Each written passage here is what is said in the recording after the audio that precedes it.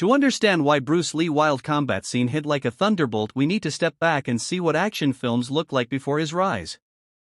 For decades, Hollywood action was staged more like dance choreography. Punches were wide and dramatic kicks looked flashy but slow, and fight scenes often dragged on with exaggerated pauses. The goal wasn't realism, it was spectacle. Cowboys in old westerns might throw a haymaker that sent a villain flying across the saloon, but nobody actually believed it.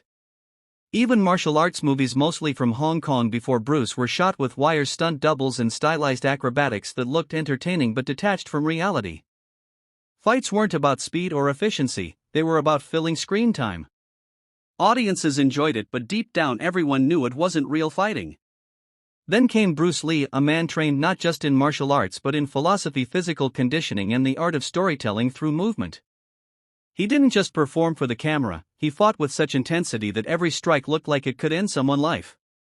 When he unleashed his wild combat scene, it was as if a veil had been lifted. Suddenly audiences were witnessing something authentic. And once they saw that, there was no going back. The scene that shocked the world. So which scene are we talking about? Bruce Lee had several legendary combat sequences, but the one that truly shook both East and West was the climactic fight from Enter the Dragon, the showdown in Han underground lair. This wasn't just a brawl. It was a primal explosion of technique, fury, and charisma, all wrapped into one sequence. The scene begins with Bruce weaving through a labyrinth of enemies, his eyes locked with a predator focus.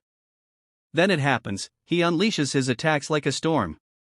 Bone-crunching punches, lightning-fast kicks, elbows, and even grappling maneuvers that nobody expected.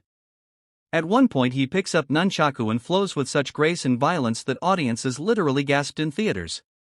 The sound of wood cracking against skulls echoed, and for the first time Western audiences realized martial arts weren't just exotic, they were devastatingly effective. What made it wild wasn't just the choreography but Bruce's energy. He didn't fight like an actor. He fought like a man who believed his life depended on it. His screams, his facial expressions, his sudden bursts of speed, everything combined to create an almost animalistic energy on screen. This was combat stripped of Hollywood polish and presented raw, and that's why it hit audiences so hard. Realism in a world of pretend. One of the biggest reasons this scene changed action cinema forever was its realism.